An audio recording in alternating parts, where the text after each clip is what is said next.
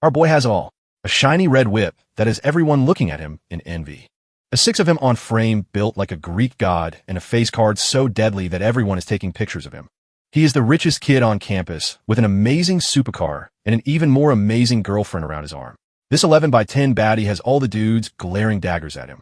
He only got into college and he hooked up with the prettiest girl in second grade all because of daddy's money. All the other simps want to kill him for having it good in life. It just shows that the bigger the wallet, the hotter the babe. Bro actually has a monopoly over the shorty trade in college. All the first-year goddesses are throwing themselves at him. A couple of girls even look at him enviously putting on makeup, trying to snatch him from that hottie. Right now our boy's stock is rising by the day. But he doesn't know the stock market is about to crash harder than in 2008. He just smiles thinking to himself that life is good. And just like that, everything comes to an end. His rich kid lifestyle is flipped over by the end of his junior year at college because of an unforeseen accident. His family's 3 travel agencies tank, and he hits rock bottom with $1 million in debt. Try to get his mind off his miserable life. He tries to hit up his bros to go play games at a cafe. But it turns out his bros switch up their attitude, revealing themselves to be trashier than his life. They outright tell him to buzz off. They're not even that close. Now that he's not a rich kid anymore, he shouldn't bother them. Our boy just stands on the rooftop alone for the first time in his life. He was always surrounded by people, some licking his boots and others pretending to be his bros. From the hottest, richest kid dating a goddess and riding in a Lumbo, he is now the broken no one wants to be around. He feels hopeless now that his parents and sis are crammed into a 1-bedroom apartment, and he has to go back into the college dorm to see these scumbags give him a hard time for not being rich anymore. Forget about that rich lifestyle he was used to. He can't even live a decent life anymore. But at least he has his hot girlfriend to look forward to. Even though he's not rich anymore, he will be having premium cake for life. Or so our boy thought. After losing his bros, he sees this gold digging of Byron's model. Tell him that they can't see each other anymore. Suddenly, our boy is not her type, which please, we know his wallet isn't your type anymore. His face shows betrayal and shock as he still tries to hold her close. They've been together for 3 years. How can she just drop the breakup bomb like that? Is she really heartless? Instead of being embarrassed, she tries to gaslight him, saying they're not warriors of pure love or anything. It's just that their passions are different now. A shiny new BMW skids in front of her to pick her up. Before leaving, she tells Shin not to call her Ting anymore. It's not kind of old. That is if they meet up again. This which has the audacity to tell our boy that they are over and get into another dude's car right away. She really is for the streets. She even tells Shun that they shouldn't see each other ever again instead of crashing out like I would. Shun even helps her into the car, like a true gentleman. He leans closer, making her nervous, wondering if he's going to create a scene. Our boy just whispers to hand over those designer bags she bought. If he can't get that premium cake, she can't keep those premium bags anymore. This enrages her, and she tries to gaslight him again, telling him to save some dignity. Now that he's broke, he's going to get those bags back. Shri smirks. Before things can get heated, her new sugar daddy butts in, unwelcomed, calling the hottie Ting and telling her to get into the car. Daddy wants her to play with his joystick next. He even dares to call Shin buddy and offers to give him a lift.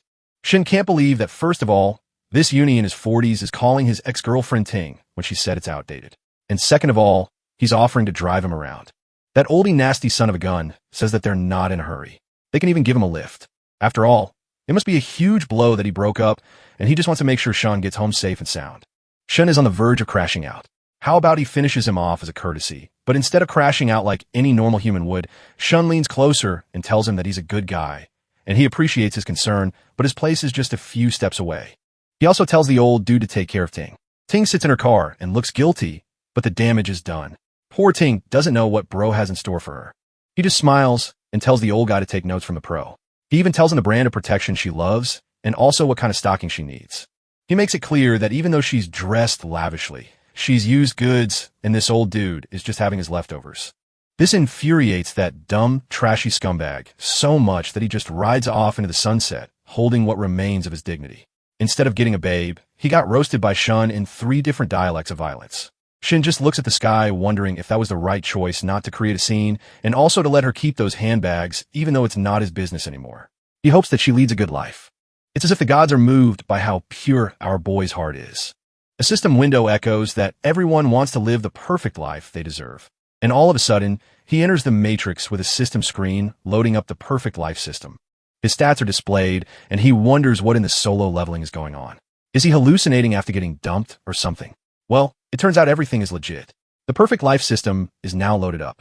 It's basically a system where if he spends money on a honey that is suitably aged and has an affinity level over 60, then he can get triple the money back. The system window is basically telling him to be a sugar daddy, a fructose father as a full-time hustle. While Shun is losing his mind, wondering if this is a joke or something, someone calls him up. It's an 11 by 10 baddie with melons bigger than people's heads and a skirt shorter than my attention span. She tells Shun that a real dude shouldn't crash out after a breakup. It's no big deal at all. This is Counselor Leo. The counselor walks up to Shun. She has seen everything unfold and tells Shun that everything will be better in the future. But Shun notices a weird 65 mark over the counselor's head. Too bad it's not a 69 mark, but that will have to do. She has an affinity for him, and that must mean that he can use the system on her to get rich quick. He tries to stir her up, telling her that he is fine. He also internally laughs, even though he's broke as beans right now. He really has the edge to send anyone into a frenzy. The counselor looks at him kindly, asking him if he has thought about getting that scholarship now that he can't afford tuition. Sean kindly says that a few thousand yen shouldn't be a trouble for his family, even though they are in debt, so it's better to give the scholarship to someone who actually needs it. This touches the counselor, and she decides not to press it any further. After chatting for a bit, she turns to leave, but Shun realizes that she is his ticket to getting a fatter wallet. He decides to test the system out on her by grabbing her hand and thanking her for all the care she has shown him for the past few days. He offers her a milk tea in return. Just as promised, Bro gets her a can of tea. Even though his balance is only 87 yen, he has spent 6 on milk tea and now has 81 yen to his name. Bro really needs to work on that system, or else he will be eating ramen for the rest of his life. Sure enough, he immediately receives 18 yen in return for that milk tea. The system is working, and for the first time in a while, our boy's eyes shine brighter than my future after I chose that arts degree. As long as the professor has an affinity above 60, he could just spam her with gifts and get triple the amount back. He can even pay off his family's debt if he plays his cards right. He smiles for the first time in his life. It looks like things will get better in the future. But right now, he only has 99 yen. Even if he spends it all on someone, it won't be fast enough. It will take years to get himself out of debt. So, right now, he just needs the startup for his new side hustle, making a gain on baddies. After getting a loan, a business loan, and selling off the only gold he had, he now has a total of 49,600 yen. Now is the time to act. In the professor's eyes, he is just a broke boy with a bankrupt family living in a one-bedroom apartment. If he wants her to accept an expensive gift, he will have to be really careful. 1 hour later, our boy has thrown all the bags and the tags of the luxury bag he bought for 39,800 yen. All he has to say is that this is a knockoff, and the professor will accept it. He knocks on her apartment door, wondering if she is in. The professor arrives in a getup that I've seen in way too many questionable movies. She is wearing an apron that barely manages to hold her marshmallows together. But our boy has his eyes set on the prize and has no time to be distracted by those marshmallows. After exchanging greetings, he comes up with a crappy story that because she has been taking care of him for all this time, he wants to repay the favor with this bag. Looking at that designer bag, she gasps, saying that she can't accept it. It looks expensive. She is a professor and is doing nothing out of the ordinary.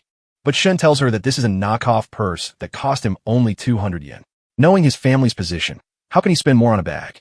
But he still wants to thank her for everything she has done. She hesitates for a moment and feels that if she doesn't accept it, it will be like rejecting him all over again. She doesn't want him to go through that trauma. She invites him in because her food is burning. She wonders if he has eaten yet. If not, then he should stay for dinner. Our boy realizes that he might get a taste of some clams. I swear this is just the way a video went before my dad walked in. He just smirks. As long as the professor doesn't have a boyfriend, there won't be any issues and he'll just boost his affinity level and earn some dough on the side. He looks at the system window and informs him that he now has 120,000 yen. The money is rolling in smoothly. That bag just tripled its amount and he made 80,000 in profits. He feels the shackles of poverty break from his ankles. He feels the world opening around him. He feels the power of youth. But before he can get a bigger head, the teacher arrives telling him to sit down and eat. Our bro looks at the professor looking delicious. Forget what about food is the professor on the menu with that bakery behind her. As she's trying to tie her apron, our boy decides to give her a hand. Being the gentleman he is, he tries to tie the apron and feels something rising. And it's not the shield hero. But before things can get any hotter, someone arrives at the apartment asking what the hell he is doing. Surprisingly, she is also hot because it's usually the fridge that protects the snacks. This is the professor's younger sister, Mang. Shun immediately fumbles and accidentally lets go of the apron. But the professor is not confused. After all, she was not doing anything wrong. She smiles and introduces Mang. Shin nervously greets her and tells the professor that he already ate before coming, so he'll be heading back to college. The professor wonders why the switch up. He looked like he was ready to settle down and have dinner. Mang sees his generational aura dead and tells her sister that he is up to no good. But her sister just angrily shoves her away, saying that they're only teacher and student and nothing more. Sure, keep telling yourself that, honey. Wait till you learn about the real price of that bag. Later, Shun is walking around a crowd aimlessly. He wonders who he should spend money on now. The professor is in a teacher-student relationship, so that won't do anymore. He accidentally bumps into a fellow loser and realizes it's Hang and his hands are shaking.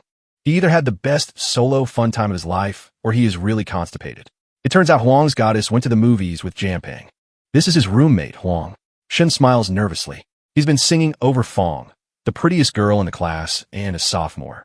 And with Huang's face card being able to pull only female gorillas, he doubts that the relationship would have worked. Hang nervously wonders why he isn't making fun of him yet. Shin just looks away and looks at two baddies drinking boba tea and rolling up through the crowd. Hang immediately activates his so-called rises. He's glad that they didn't go to the hotel after that movie. It means that he still has a chance. Huang is getting more delusional than me when I thought I would have a job after that arts degree. Shin just smirks as it looks like getting a girl to like him is making him lose his dignity and his aura, but he's surprised to see 72 pop up on the beauty's head. It turns out this 11 by 10 baddie is also falling for him thanks to his face card and his past reputation. Shan hears Fun and her friend talk about him behind his back about how he got dumped by Ting. Her friend is bad-mouthing him while Fun is looking at him with a weird longing. It turns out that during basic training at the start of the semester, she was trying to get close to him and even offered to buy him a drink. Her friend continues to badmouth him for having a bad attitude just because he is having it good in life. Now that his family is back corrupt, all he has is his cocky attitude. This bubble-bottomed, which doesn't know our boy has the ultimate cheat sheet to get rich in life. As her friend continues to badmouth him, Shin wonders if he finally has someone to spend money on as an investment. The further away she walks, the lower the affinity rating gets until it reaches 69, the perfect number to act on. Shin realizes he can't just sit and watch her go away. He grabs Huang, asking him if it will be a problem if he goes after Fong and if they end up together. Huang makes a stupid face.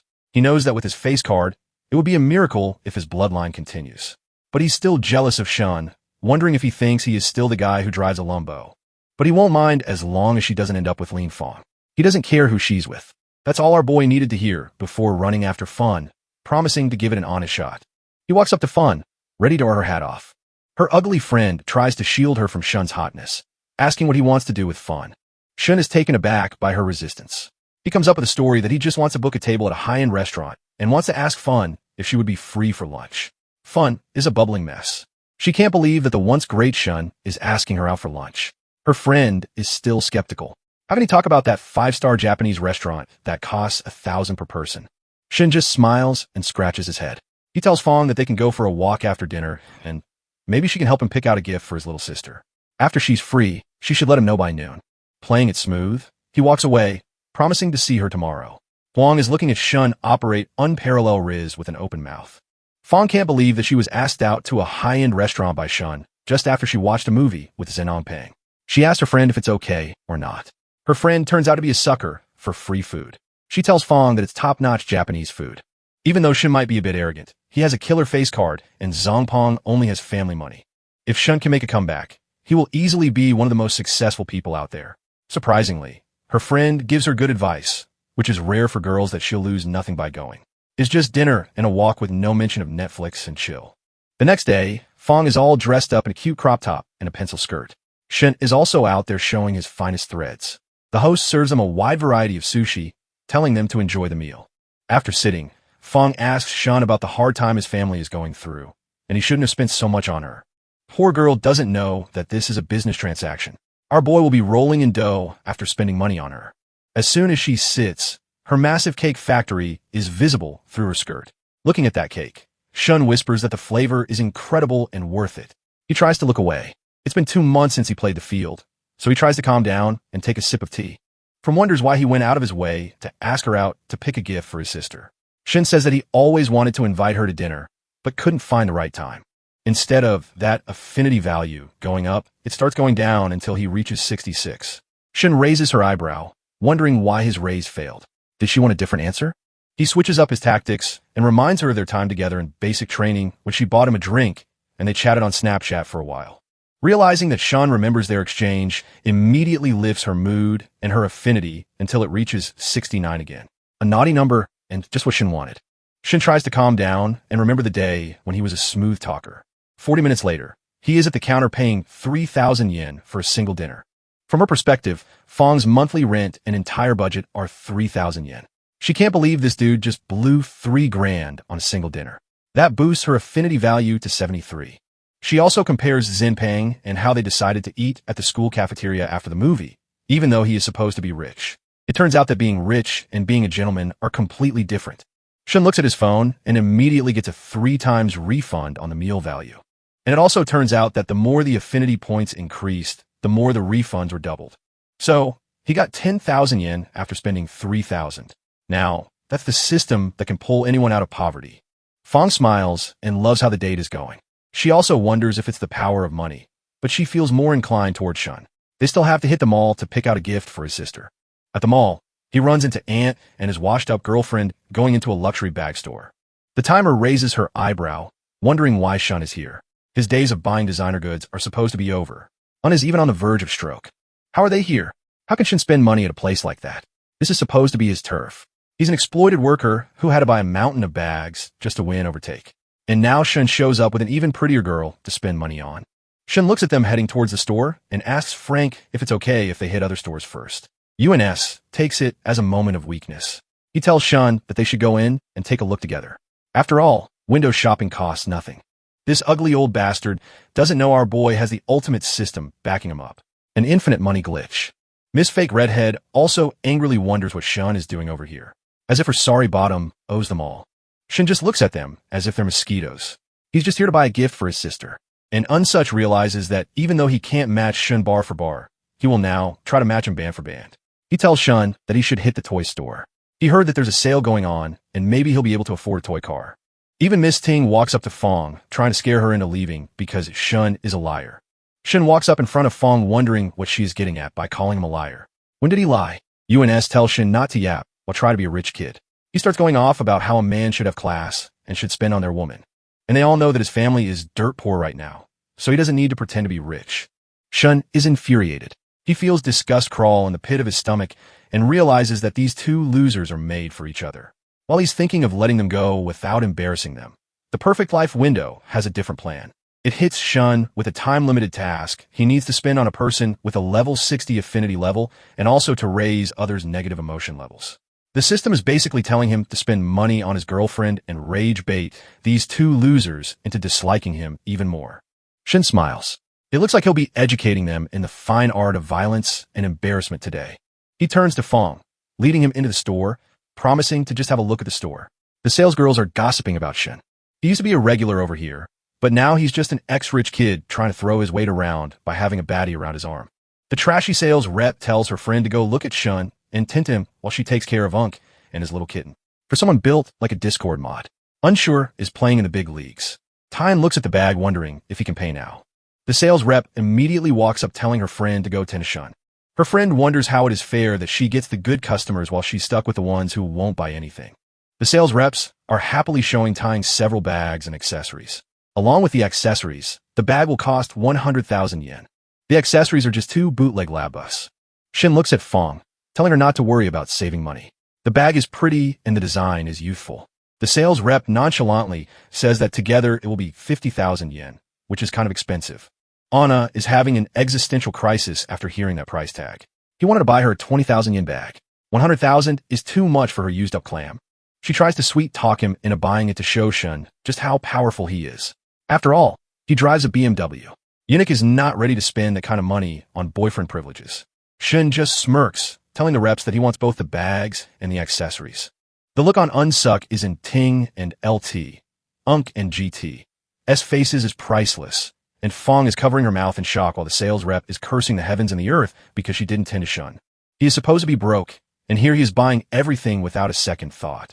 The total comes out to be 130,000 yen. Shun wonders if it is fate playing him because that's the exact amount he has on his card after that food refund. He smiles, grabs his card, and tells the rep to ring it up.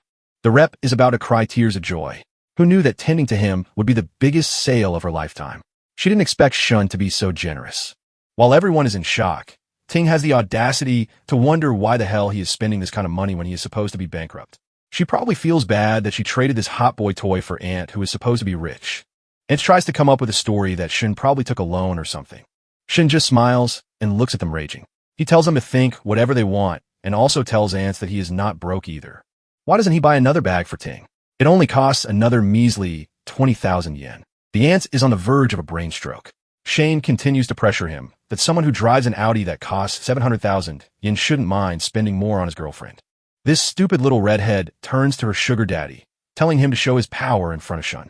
What she doesn't know is that this Annie just took a huge loan to buy that luxury car.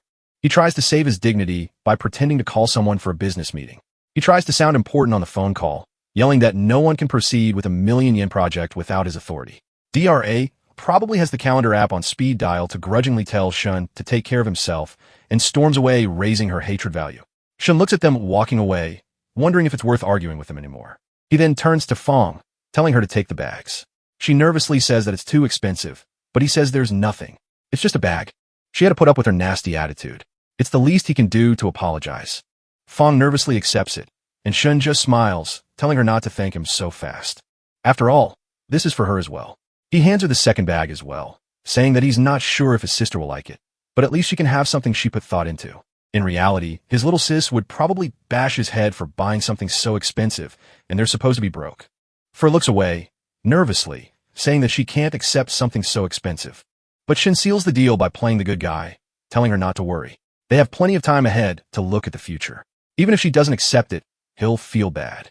He successfully completes his tasks and gets a whopping 790,000 yen in his bank account.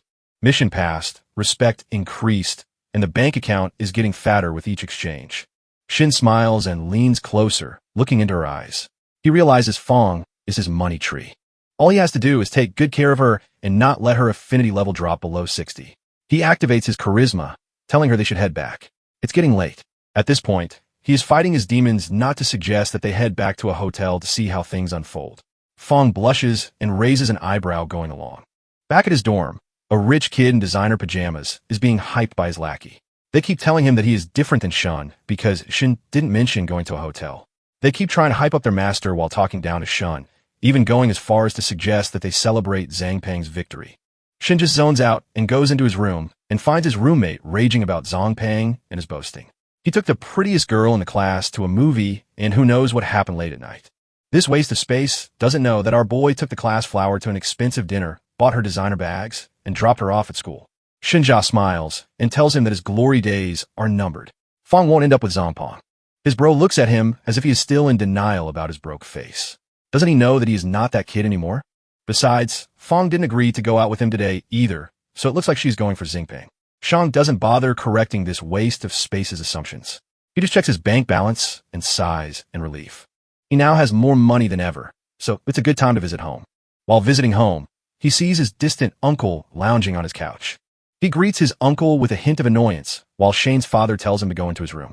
It turns out he is trying to negotiate with his uncle to give them some time to pay back the loan they took from him. Shin hears everything with a heavy heart. His uncle is riding on his high horse, saying that he needs the entire amount as soon as possible.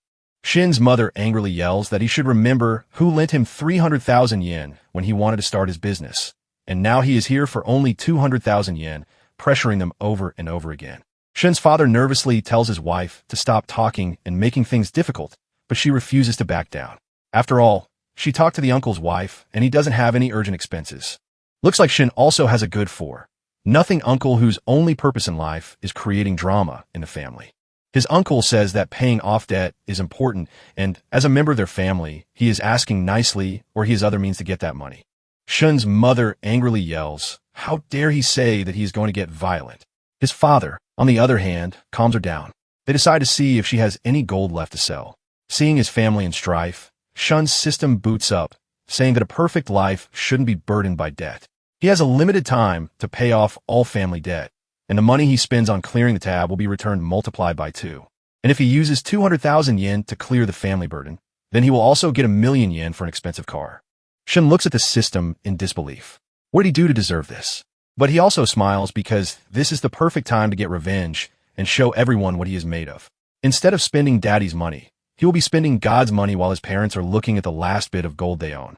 Shin stands at the door, his hand trembling as he hears his parents struggle to sell the last of their gold. He also realizes that 2 gold rings are missing. When Shin was a good-for-no brat, it turns out that he stole and sold those 2 rings to buy Ting a gold-plated luxury bag. Feeling immoral and ashamed for what he did, he bursts into the room, declaring that he's got money. They look at him as if he's lost his mind as well as his V-card. They tell him it's not the time for jokes. If he has any money, he should top up his cafeteria card and not be stupid. A bit embarrassed, Shin tells them that he really has money. He transfers 200,000 yen to their account, and both of his parents gasp in surprise, wondering where he got the money. Instead of coming clean about having a godly system that grants him money for being a sugar daddy, he tells them that he had a bit of cryptocurrency and now he cashed in on it. At least that is more believable. His parents are proud and call him incredible for bailing them out of this sticky situation. They immediately return the money to the fat uncle. Now that he has his money, he should go crawl into a grave and die. After all, their family should never get into contact. The uncle nervously looks at them. Shin's mother looks at him, as if he were the epitome of human trash. Disgusting, revolting, and balding. She tells him to get out, and he is thrown out of their home. The uncle wonders how he can pay so easily. Even though Sean's dad had a net worth of 100 million, he expected him to be struggling by this point. He starts slapping himself, wondering why he did what he did. Now, they will never get along in the future. No ser look. What did he think would happen if he pressured his cousin into coughing up money? The system window immediately awards Shun for clearing the family debt. Now, he has a whopping 2 million in his account. Shin smiles. Even if he doesn't take the car package into account, his net worth is over 1 million. He never expected to make a huge gain by coming home today. Even if the system window didn't hit him with a side quest, he planned to help his parents out. But right now, he needs to use the money to generate more. The most he can do is give them 200,000 yen. He smiles kindly at his struggling parents, saying that he has another 200 yen and maybe they can use it. His mother stops him before he completes that sentence. They should save it for now, but his father looks away in embarrassment and coughs, telling him to wait. He nervously and with a heavy heart asks Shun for 50,000 yen. Shun just smiles because it feels familiar. He used to ask his father for money in the same way, while blushing and cuffing into his hand. It looks like the apple doesn't fall far from the tree. Later, he runs into his teacher looking like an absolute snack. Forget about class goddesses and Ting. All Shun needs is a one-on-one session with this baddie. He leans closer, wondering if she's free tonight to join him for dinner. After all, he should return the favor. A pair of eyes shimmer in the darkness, and it turns out that Mang is close to her sister. One look from her fiery eyes isn't enough to calm him down. He immediately runs away, saying he remembered something else. They'll postpone dinner to another time.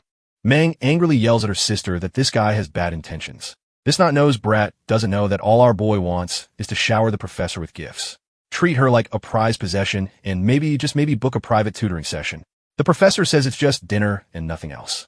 Shun, on the other hand, is gaping like a fish out of water. That was too hot for his taste buds.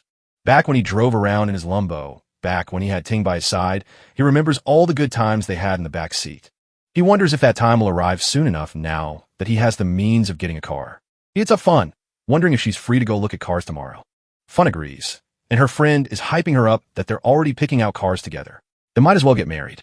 Fem blushes and tells her not to talk like that, but she continues to tease her over and over again, saying that she has a boyfriend who is handsome and rich. At the car dealership, the salesman approached them. It turns out he's one of the simps running after Fong. Shin introduces himself as Fong's classmate, and the salesperson wonders what car interests him. He immediately goes for the BMW M9. The salesperson can't believe that this teen, wearing a t-shirt and slacks, is trying to get a BMW. He still shows him around the display car. He starts a 600,000 yen car, and he wonders if Shun can really afford it. He looks at Fong and immediately starts having a vision of her washing the car and posing next to it. Bro is so lost in the sauce that he covers his pants to hide how bricked up he is. He also starts hyping himself up for no reason, saying that he's an elite salesman in a dealership earning 10,000 yen a month and driving a 200,000 yen Accord. He somehow convinces himself that Fong will choose him over Shun because he is the more realistic choice. He even offers her a chance to grab coffee later, but Fong looks away as if he were the plague, apologizing as she has other plans. Shun directly blocks his game by asking him to arrange a test drive. This infuriates the salesperson, who still doesn't believe that Shun can afford this. He apologizes, saying that their boss isn't in today, so they can't take him for a test drive. Shun knows that there's an M9 out in the entrance, and all this talk about not having a test drive is nothing but lies. He asks for another salesperson to be arranged. Another salesperson immediately pulls up, introducing herself as Chun. I'm pretty sure I saw Chun in another video before my dad walked in on me with a belt in his hand. Chun's eyes widen in surprise, and he's speechless. A fellow salesman asks Yang why he let Chun handle that big sale. It turns out Yang is still not convinced that Chun will be buying a car. He still thinks that he is here to waste everyone's time by showing off to his girl. His salesman just tells him not to regret it later. Bro has no idea how big a blunder he made by letting that big sale slip through his fingers. Speaking of the sale, Chun is going on and on about all the different specs of this sophisticated car. Chun looks at her massive marshmallows, showing off godly jiggle physics down the bumpy road. Her figure alone can give Fong a run for her money, and there are always scandals about salesgirls and rich clients testing out the car in different ways and seeing how durable the back seat is. His mind starts to go down the gutter, imagining this baddie in his lap and how he's about to sign his name on her thigh. Chun makes him snap out of his daydream by asking if he's familiar with the model and what his budget is. He asks if they have any units for sale today, and this immediately shocks Chun. How can a young man afford to buy a car like this without thinking about it for a couple of days? Bro successfully manages to wire up this baddie as well. After all, the fatter the wallet, the hotter the babe. He pulls. She still can't believe that Young gave up on him. She goes through the schedule, and it turns out he can get a car in approximately 1 week. Shane tells her to place the order right now. They're talking at 600,000 yen, and he's buying it without hesitation. She does a double take and says that he'll only have to pay a 50,000 yen deposit to confirm the order. As she goes to finish the contract, Yang teases her, wondering what Shane's intentions are. Without wasting time on these comebacks, she whispers that he bought it. The whole office freezes in horror. Yang still tries to play it cool, saying that Shun will probably back off once the payment is about to be made. Another one says that it's normal for young men to bite more than they can chew. After all, they've never seen this car going with a young man. Shun pauses the paperwork and says that Shun just bought it and plans to pay in cash. This causes everyone to freeze once again. The salesman calls Yang an idiot for wasting a huge and important client. Shun immediately warns Yang, telling him that if he has any problems in the future, he shouldn't hesitate to contact her. She even plans to give him a ride to wherever he wants to go next. Seeing the salesperson being too friendly towards Shun, Fong immediately gets jealous and says that they'll take a taxi. Shun realizes that she was being too friendly and ended up annoying Shun's partner. Later, they walk through the city, and Shun wonders if they should eat now. He also notices Fin being a little cold. He wonders if she's being jealous or upset. Seeing her pout, he realizes that's the case. He tries to clear the air that she's only a salesperson and it's a client and salesperson relationship. Nothing more. Our boy is lying through his teeth. Then what was that image he was having back at the car? Fong nervously wonders who knows. It looked like they were having a touching moment. Shin just looks away, saying there's a habit to check someone's movements out of habit, but he won't do it again. The friend realizes that even though they're not official, she's being jealous of the salesperson. Maybe because his weird spending habits attract a lot of women. She wonders if there's a way she can keep Shun locked down and extremely exclusive. While Shun is promising not to let it happen again, he internally thinks that it's definitely going to happen again. Fin innocently says that he bought her bags just yesterday. Even though she does have some expectations, it's not right to have Shun spend so much on her. What if he thinks that she's a gold digger? Shun just smiles. In reality, he wants her to be a gold digger because the more he spends, the more he earns. They later sit in a restaurant, and Shun wonders if she will go for a hot or cold drink. She starts reading between lines that don't exist, wondering if he's trying to figure out if it's her time of the month or not. She tactfully chooses a cold drink. Shun wonders why she's being so weird and why her face is as red as a beetroot. He also remembers that the last time he had his joystick played with was with Ting 2 months ago. He really needs that windfall release. 3 hours later, they exit the mall with Fong at a whopping 81 affinity points. After all, our boys just spent 80,000 yen on her buying her a bracelet, a bag, and a new watch. He successfully put Fong in an existential crisis, wondering if Shun is way too good for her and out of her league. She doesn't know that our boy just received his money tripled back. Now, even after getting the car, he will have 1.6 million yen left. Our boy decides this is the perfect time to make his move. He wonders what if they don't go back to the dorm tonight, and Fong just laughs in response. Later, they're in a grand hotel room. Shane is standing in the shower, while Lily is lying on her stomach looking at her phone. She's trying to come up with an excuse to tell her friend not to wait for her tonight. Shane arrives with the towel wrapped around his little friend. After all, he spent too much for her to get cold feet now. She just comes up with the excuse that she'll be visiting a relative tonight. Shin leans closer and she whispers that she hadn't had the time to shower, but he says it doesn't matter. They lean closer and embrace each other. each touch unlocking new areas on her map. She nervously tells him to be gentle, but our boy hasn't touched grass in 2 months. Half an hour later, Shin is lying there with hollow cheeks and bags under his eyes, while Fong is smiling like a kid on Christmas. He didn't expect himself to be so weak after only half an hour, but maybe it was because he hadn't exercised enough. Before he can catch his breath, Fong crawls over him as if she's scaling Mount Everest. She says they should do it again. Shin whispers that maybe they can rest a bit more, but she isn't taking no for an answer today. Shane smiles, thinking that the system is offering refunds for basically breathing at this point. With all the money he has, he should pay off the 52,000 yen debt he took as an initial investment. And there's also 100,000 yen he owes to John. Out of all the fake friends he had to let go after his bankruptcy, he's the only one who helped him out without hesitation in his time of need. While Shane is remembering his ride in Daibro, his roommate pulls up wondering where he was last night. He didn't come back to the dorm, and he also reminded him that today they have a class dinner. Shin has no interest in this class of wannabe rich kids, and he doesn't even bother telling this loser that he was out having a taste of premium cake and banging the class goddess. The group messages are flooded with everyone meet writing Jean Fong, complimenting him on the car he bought for 280,000 yen. This dinner is basically a contest to see who can suck up to Jean Fong the most. Shin finds it adorable that little show-off is happy with that car, but he won't be going to this glazing party. His inbox pings with a message from John saying that it's been ages since they met. They should have dinner with drinks tonight to take their mind off everything that's been happening. The system window finds this a perfect opportunity to tell Shun to invest money in a business, and he will get double the amount back. He also receives 1 million yen as a business exclusive. Shin smiles to himself, because now he has the chance to invest in something that can become his second source of income. God knows how long this system will carry him. He decides to invest in Jay's bar. After all, it's under renovation, and he can also have a bit of fun there. He tells John to send the location, and he'll be there soon. Inside the private dragon lounge, the upper cream of society is gathered. A man with long, greasy hair has an 8x10 baddie around his arm. This is Lin Guangyao. Another smartly dressed businessman smiles, wondering why they aren't starting when all the important bros are already here. This is ZY, a guy who looks like he's in the middle of making a mixtape. Says that the important people are already here, so they should get the show on the road. This is Xiao. John just smiles, telling them not to be impatient. They should help themselves to snacks on the table while they wait for Shun to arrive. John looks like the only one who's decent in this company. Lin wonders why they're inviting Shun when he's broke his beans and no longer part of their circle. John reminds him that he's picking up the tab for night, so he shouldn't worry about who's joining and who's not. All he needs to do is shut his mouth, eat food, and have fun. Shun is his lifelong buddy, and it doesn't matter if he's broke or not. Lin decides to wait since he's putting it this way. His little bimbo whispers that it's not right that he's touching her, even though he's not her boyfriend anymore. Lin wonders when the businessman's girlfriend will arrive. Z just smiles politely, saying that she's stuck in traffic and may be here in 10 minutes. Lin grunts in frustration. Even though he looks like a businessman, his family depends on him.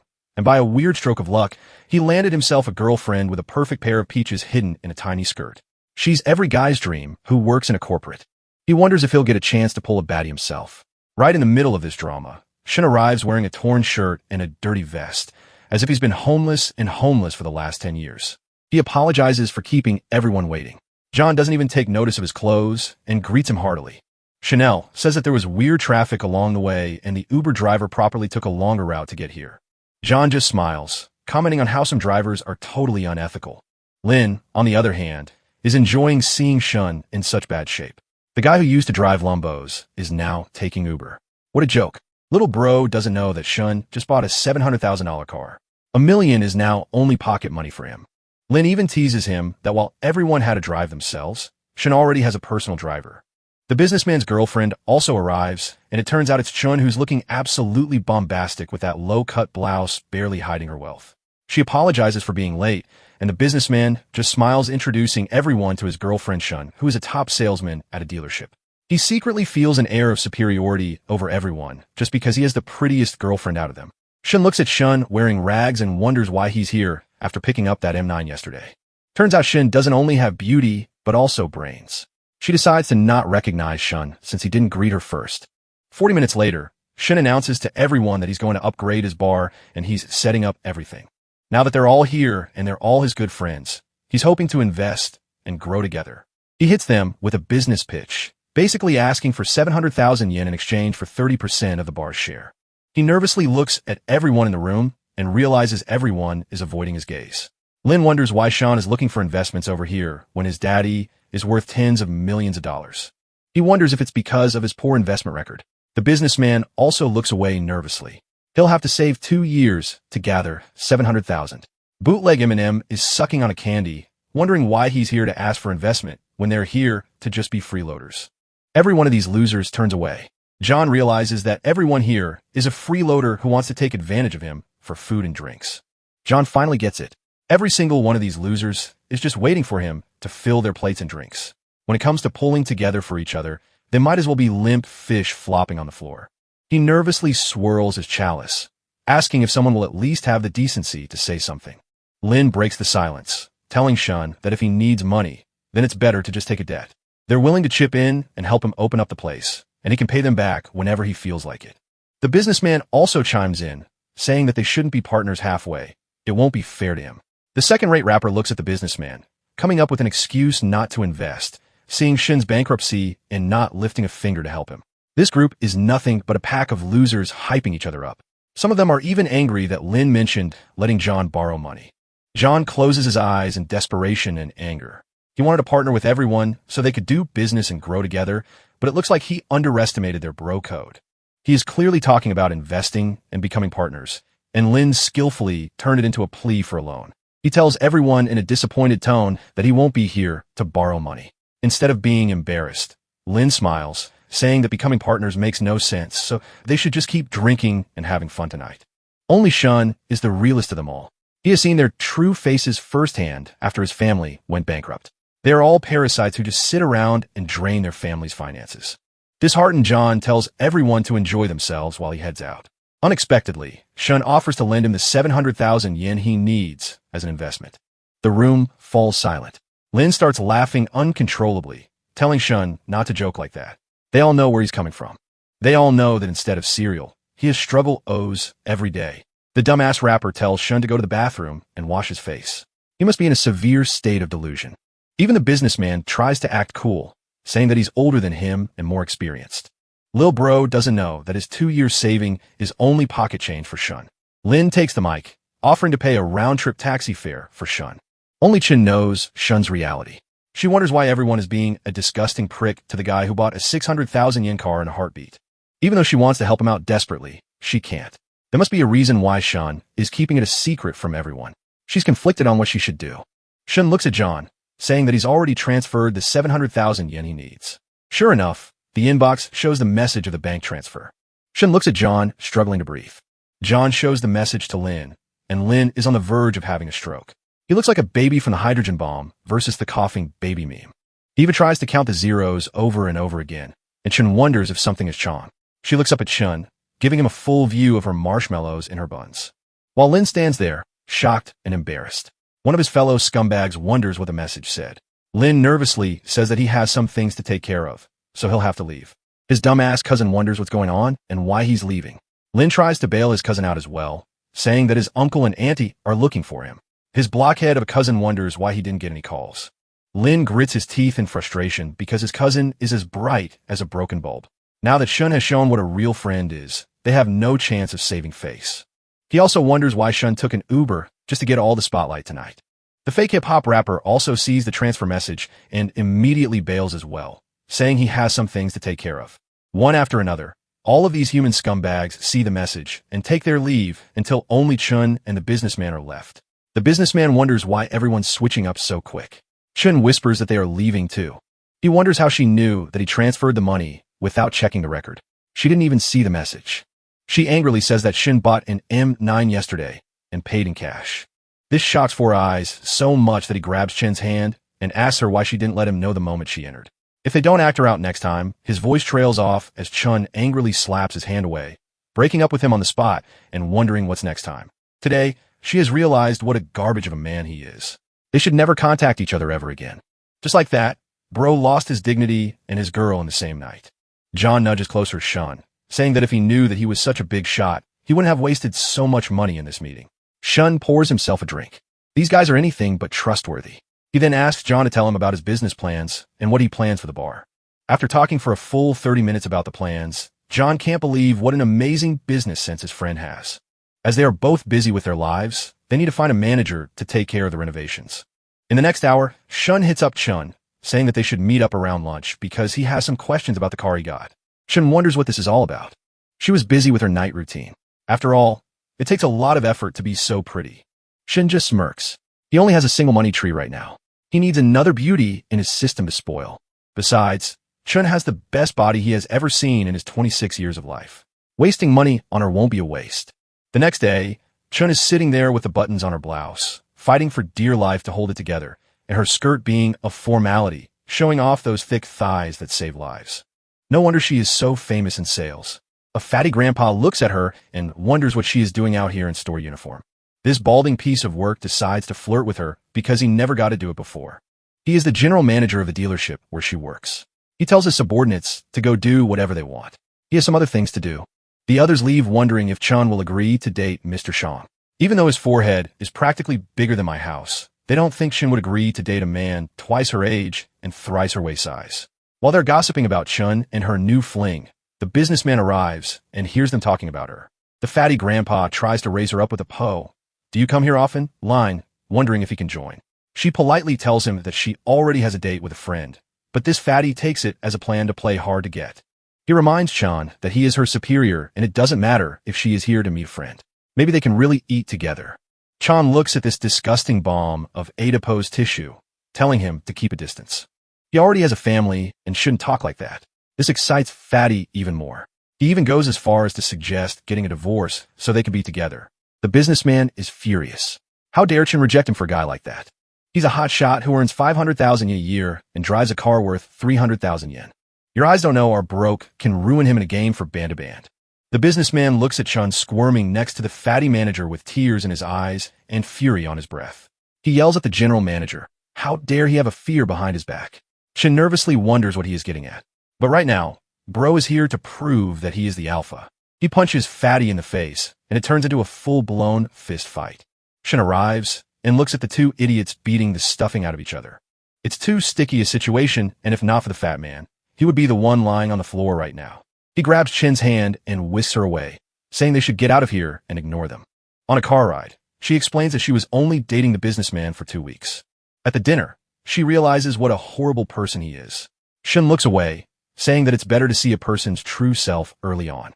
She nervously says that the one who got hit is her boss, and now that he's been beaten up for no reason, he'll treat her worse than she can imagine. Shin tells Chun that working for such a boss doesn't suit her. She should CH jobs. She ceased with own. If only it were that easy to find a new job. She has worked hard over the years to build her clientele and her reputation. But to be honest, she's tired of working in sales for so long. She wants to open up a small cafe where she won't have to deal with managers like that. She whispers that it costs 300,000 to 400,000 yen to open a cafe. Shun looks at her in surprise, wondering what if someone else invests in it. After all, aside from the 700,000 yen, he has spotted John to open his bar. He has 300,000 yen left in investment funds. She just smiles, saying that she'll resign immediately and work for the investor. Her hand inches towards his joystick, and Shun smirks, telling her to resign tomorrow. He'll invest those 300,000 yen to open that cafe. Shun immediately stops in her tracks, and her affinity score soars to 64. She can't believe what she's hearing. This young man is about to change her entire life, and Shun is just glad that he has a new money tree to cultivate. Shun does a double take, wondering if Shun is serious or if he's joking. Shin just smiles, wondering if she will work for him or not. She gives her the offer of 12,000 yen a month as a salary plus bonuses. And if the cafe does well, then he will buy her a 200,000 yen car because it's time for an upgrade.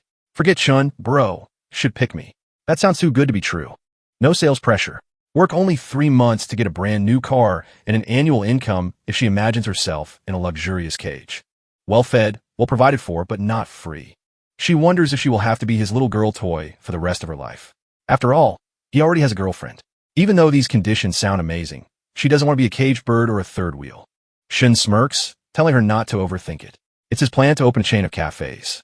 This is kind of an experiment for the first one, and they will only be boss and employee, nothing more. With the air now cleared, she asks Shun for a few days to think about it. Right in the middle of his ahem business negotiation, Fong messages him wondering if he's free to catch lunch together and have a cold drink. Cold drink being code to bake her cake. He wonders how much energy this girl has. She might be innocent on the streets, but she is a freak in the sheets. He replies that they'll definitely grab that drink, but they should also pace themselves.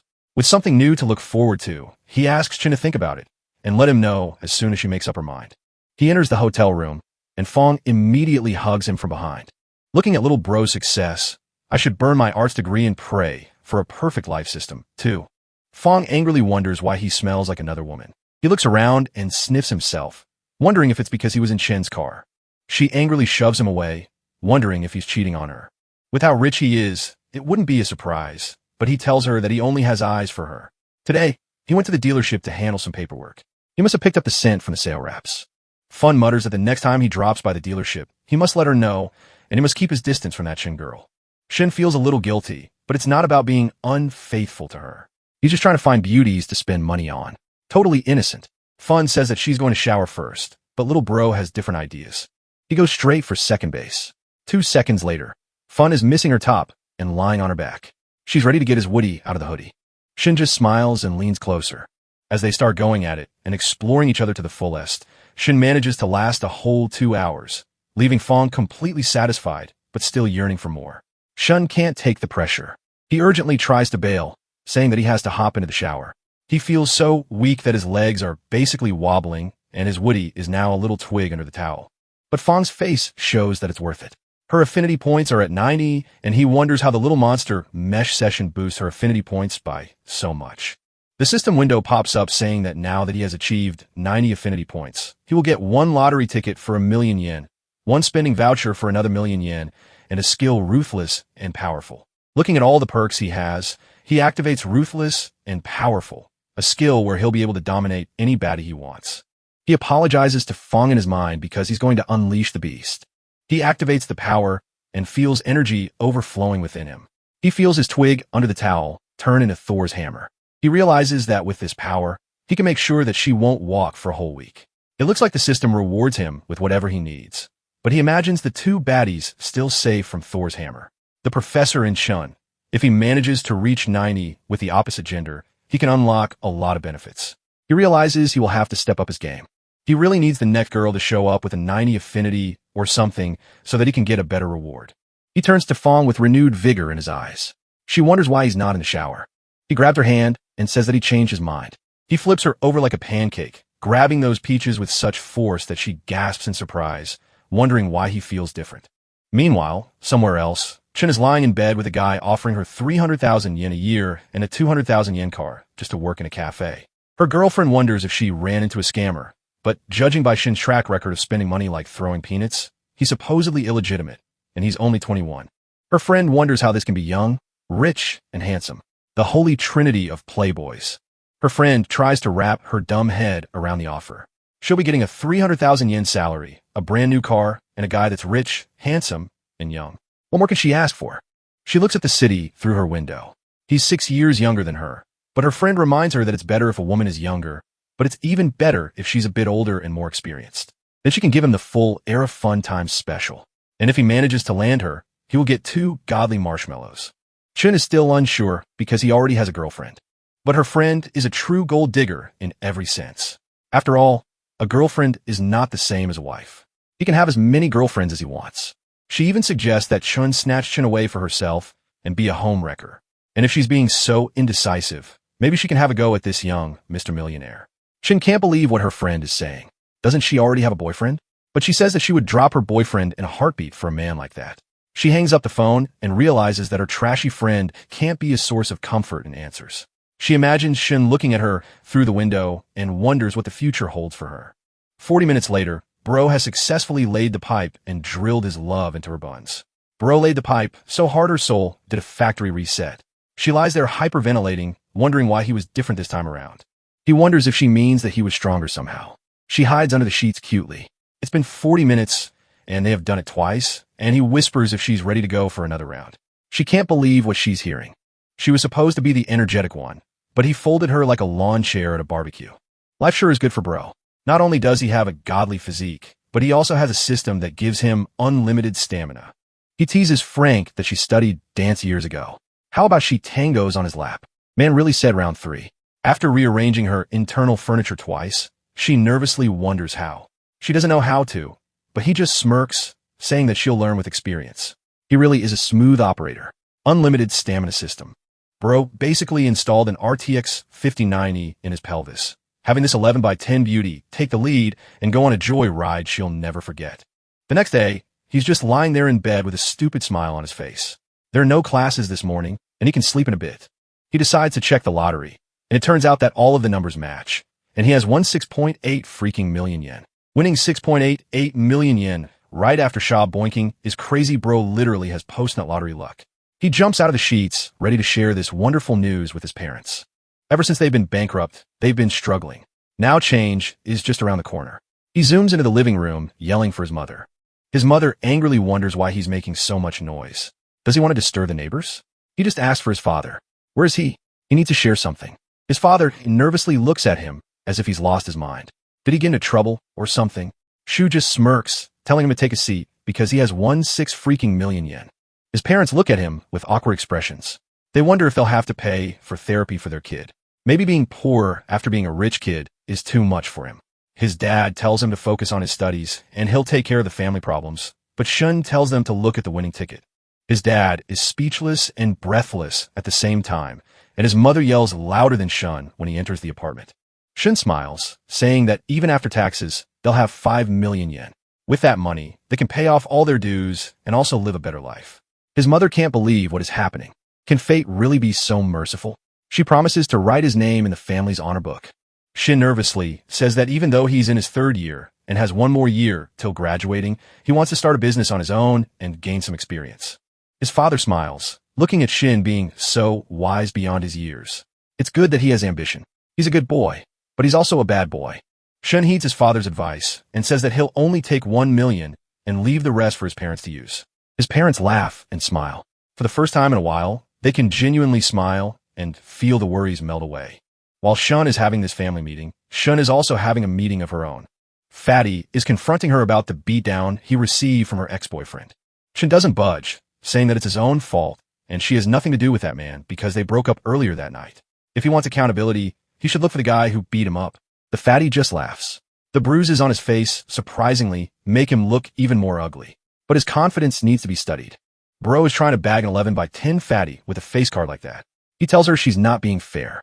It's all because of her that he got the beatdown of a lifetime. Internally, he wants to use this to win her over, but Shin angrily says that she didn't invite this fat waste of space to be with her during that time. A dark look flashes across Zhang's face. He calls her stubborn, going at a different angle that she left her post and left customers unattended, and he's going to suspend her customer service duties for a month. Jane realizes that he's playing dirty even though she asked for permission a day earlier. Fatty laughs while his chair struggles to put up with his enormous waist. He starts going on about how he's the general manager of the store, so he calls the shots. What he doesn't know is that Shin already has a way better offer lined up for her, courtesy of Shin. He really thinks that he'll get a slice of her bakery just by bullying her at the workplace and forcing her to get her base 1,200 yen salary, which can't even cover rent. What he doesn't know is that he has accidentally pushed her into Shun's arms. She turns to leave, giving him a last view of her. How dare he act like a general manager and let it get to his head? She quits on the spot, and he can't believe that she stood up for herself. While leaving, she realizes that Shun really is different from all the other guys he hangs out with. He's calm and kind, and whatever he does now, she'll be working for him. She storms out, saying that she doesn't need this job. Half an hour later, she hits up Shun, wondering if the offer still stands. Shun smiles and congratulates her on escaping that hellhole and walking towards the brighter future. He tells her to scout new locations for their cafe, and while she looks for new places to open the cafe, he will transfer 300,000 yen as investment. He then goes to the professor's cabin and finds her bandit over, giving him a perfect view of her massive marshmallows. The professor bending over was an assassination attempt. Shin's blood pressure nearly jumped out a window. The professor apologizes for bothering him. She has to move office, and there are too many things to move on her own. Shinchan looks around saying that he doesn't have classes in the morning, so he is free. But do they really have to move all the books? The professor apologizes. She would do it alone if she could. She tries to reach for the books on the top of the shelf. She can't reach them, even if she stands on her toes. Shin arrives and grabs the books for her. And that's not the only thing he grabs. As she feels a sword behind her shields, she feels Thor's hammer and wonders if this is closer to the time that he was born. If this is closer than the time they were at home when he was tying that apron, she starts blushing, wondering if Shun really has something for her. If things go the way they are, she will definitely be getting that something. And with some extra ruthlessness and power, the professor looks away shyly, asking if he's done already. Shun just smiles, grabbing a folder and saying he's done. Two other idiots barge into the room and look at the professor, sweating and blushing like an idiot. They wonder what's up with that. Shun doesn't pay it any mind and tells them to hurry up and get that file moving into the next office. The professor is just glad that the students arrived after Shun was done giving her a feel of his sword. But she also notices him getting bolder by the minute. First, he acted up at her house by tying her apron, and now he's doing this. But part of her secretly feels excited, wondering if there's more to it. She tries to keep it strictly professional, but is failing as a 71 affinity point mark pops up around her head. Shun wonders why her affection level jumped. He takes a moment to admire those perfect peaches. It's not that he has a really long sword down there. It's just that her peaches are seriously curvy. If she had been one of the flat ones, things would never have gotten this far. He seriously decides to invest in their relationship. 800M from the school Southgate on a Saturday. Two girls are busy sucking up to Zongpang. They're continuously showering him with compliments about his 280,000 yen car and how he's in the top 1% of their classmates. That idiot wannabe rich kid just smiles, wearing designer pajamas as if it's his uniform. He likes how all the girls are lining up to follow him even though the Fong turned him down. As they're continuously glazing him, one of the baddies says that he's so rich some people would have to work for years to get to his level. But Zongpang almost chokes on his tea when he looks at Chun sitting there like an absolute treat, complete with a yellow ribbon on her chest. This idiot doesn't know that this gift is reserved for our boy Shun. He admires her long, sculpted legs, saying that it's worth losing 10 years of his life if he can get lucky with a baddie like that. They also look at the luxury car she is walking towards. It's the new M9, and Shun steps out of it looking casual. The girls immediately shift their attention to Shun. He's supposed to be the broke kid after his family filed for bankruptcy. Zongpang has an existential crisis when he sees Chun greet Shun warmly. He can't believe that this supposed loser is together with a beauty like that. Shun just smiles, saying that the cafe owner will be here shortly. So, how about they grab a drink in the meantime? Shun smiles while the other girls are whispering, trying to badmouth Shun and his crew. Zongpang, on the other hand, is burning with jealousy and envy. That bastard broke up with Ting, and now he's already with a beauty from outside the school. The cafe owner arrives, apologizing for being late. She had to pick up her son. This is Yu Chong. They greet politely, and Shun wonders if they're really the same age. The cafe owner sits down, saying that she'll keep it brief. Business isn't doing well. It's near the school, so there's a good flow. But with family issues and problems, she has no choice but to transfer the cafe. The transfer will cost him 300,000 yen. While it's perfect for a boy, he still needs 50,000 yen as a capital to get the business running. And for Chin's first salary, he puts down his offer at 250,000 yen. And though the cafe owner wanted it to be 270,000 yen, as there were no other buyers, she agrees to the price and to transfer it today. The cafe owner calls a waitress over saying that Shun will be the new owner from now on. They should get acquainted. Do it. Everyone greets the waitress, and Shun says that he won't be coming around often, so Chun will be looking over the cafe. The girls can't believe that he closed a deal for 250,000 yen. That's the amount of money Zinpeng splurged on his car, and he was walking around with a big head. Chin's eyes widen in surprise as she looks at the cafe owner's phone buzz. The cafe owner nervously steps away, saying she'll have to take the call. In a hushed tone, Chin whispers that it looks like the cafe owner is the fatty's wife who harassed her at the workplace. Her old boss, Shun, just shrugs his shoulder. Looks like the world really is round. And with such a beautiful wife at home, he still has the gall to harass his employees. Chin nervously looks away. She still has the chat where the fatty was harassing and threatening her. She was thinking of exposing him after she got her first salary, but now she feels bad about doing this to the cafe owner. Sha also agrees, saying it will be bad for everyone. Once the chat goes public, Zen will know who did it, and a man over 40, unemployed with a family to support. He might do something he will regret later. Shin asked Shun to let him handle the matter so that they could take him down without affecting Shun. Shun breaths with relief. Her eyes soften, and Shun transfers the 250,000 yen he promised to the cafe owner. He also sends Shin 50,000 yen out of that 24,000 is her salary for the next 2 months, and the rest will serve as capital for the business. Immediately his vision is flooded by a series of pop-up videos as he has used the 1 million yen of the capital investment fund. He raises his investor level and gets another million to invest in other industries. And if he manages to complete this reward, he will get his investment back tripled, and he will also receive a mysterious industry. Shin smiles, looking at the system backing him up. He didn't expect the system to surprise him with so much money.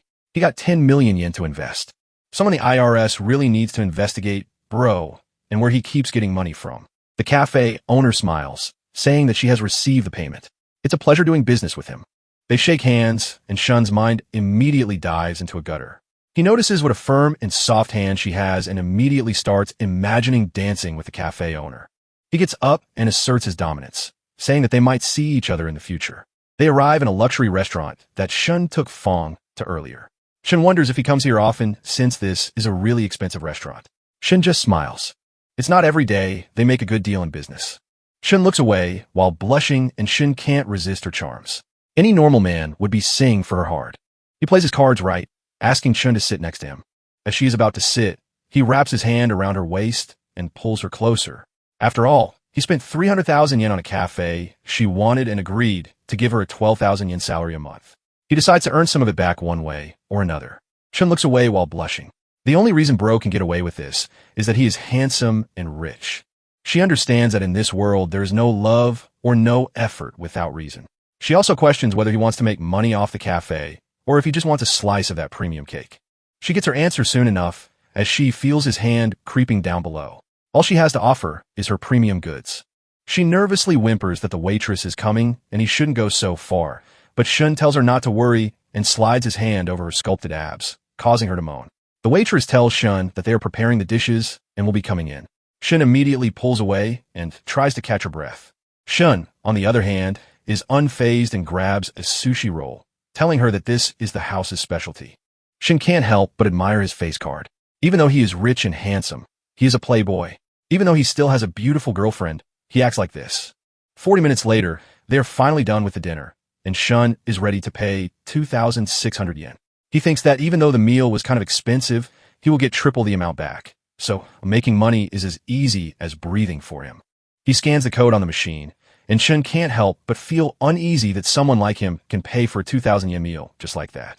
She volunteers to go back to the cafe to talk with the waitress and understand the situation better so that they can start as soon as possible. Shun has different plans for her tonight.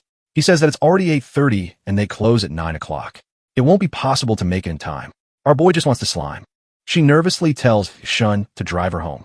At the base of the apartment building, Shun promises to hand him the report by tomorrow. Shun decides to play the field by asking for a glass of water. Smooth. She nervously says that it's not appropriate. She also thinks that things are moving way too fast for her. Shinjin's unfazed and gaslights her, wondering if there is another man at her place. She pouts and cutely says that she already broke up with that businessman. Shun smirks. I'll have some water and leave as if our boy is so innocent, but she believes him that he will definitely leave after having some water. As soon as they enter the apartment, he wraps his hand around her thin waist and nudges closer. She nervously says that she was supposed to just have water and leave. Shun smirks. He's definitely getting some water, but not the kind she's thinking of. They lock lips. At the same time, the businessman arrives with a bouquet in his hand, ready to win his bae back. He is optimistic that she'll definitely accept him again. He also notices that the lights in her apartment are turned off. He decides to just leave the bouquet by her door to let her know that he was here. As soon as he approaches the apartment door, he hears moaning coming from the other end. This infuriates him. How dare his ex-girlfriend move on with her life? He starts banging on the door, yelling at the fatty to come out. Shun realizes that that annoying voice can only belong to one man, the idiot who already broke up with her and is now getting involved. Shun is in a questionable position and is in no position to open the door. She wonders if there's someone outside. Shun, silver tongue, gaslights her into thinking it's someone else's door. He grabs a handful of those peaches and carries her to the bed. As their passion intensifies and their voices meld together, the businessman slumps on the door in horror, realizing that the unthinkable has been done. The other guy has done what he never could, and all he can do is tell the other guy to use protection. It's been an hour since Shun has been giving her a joyride. She's practically trembling like a leaf at this point and wondering what he's doing. Shane tells her to lie down with a ruthless system pumping him full of energy. He can go at it day in and day out. Although Shun seems outgoing, he didn't expect her to be so reserved, and that gets her excited. The next day, our boy is lying in bed. He wakes up to the smell of eggs and sausages. Shun is cooking him breakfast after taking care of his eggs and sausages the last night. He notices how considerate she is, and she's really homely and warm, the perfect woman. The system window informs him that he has 24 hours to buy a property, and he will get the amount he uses double back, and he will also receive a mysterious property. Shun smirks because life is good, even better than before his bankruptcy. He's got two beauties by his side, a godly physique, and the ability to lay pipe 24/7. And now he's also getting an apartment. The system's generosity is amazing. He can basically use his entire life savings to buy an apartment or a penthouse, and he'll get the amount back. Chun smiles, asking him if he's ready for breakfast. Shun smirks because he's in the mood for another type of breakfast. After all, he wonders what kind of reward he will get once she reaches 90 affinity level. He comes up from behind and starts going for her marshmallows. Shin can't believe that he's still going for it. Shin smirks, telling her to cook her breakfast. He wants something else on the menu. And if she has nothing to do this morning, maybe they can go buy a house. It will be a little gift for her. Shin can't believe what she is hearing. He already helped her open the cafe with 300,000 yen. And now he is offering to buy her a house. She's living paycheck to paycheck. He's living plot twist to plot twist. This city is not a cheap place to live. And the house will probably cost $1 million at least. Besides, he already had a taste of what she had to offer. What can she do to keep him around? Is he buying a house just because she made him happy last night? With doubts circling her mind, she looks away and Shin wonders why she is not saying anything. She reminds him that money doesn't grow on trees. It's too valuable to give someone a house. Shun feels liberated from the rat race because for him, money doesn't grow on trees. It's handed out by a mysterious system, probably run by God or something. He has 5 million yen in his account to buy a house, and he will get 5 times the amount back.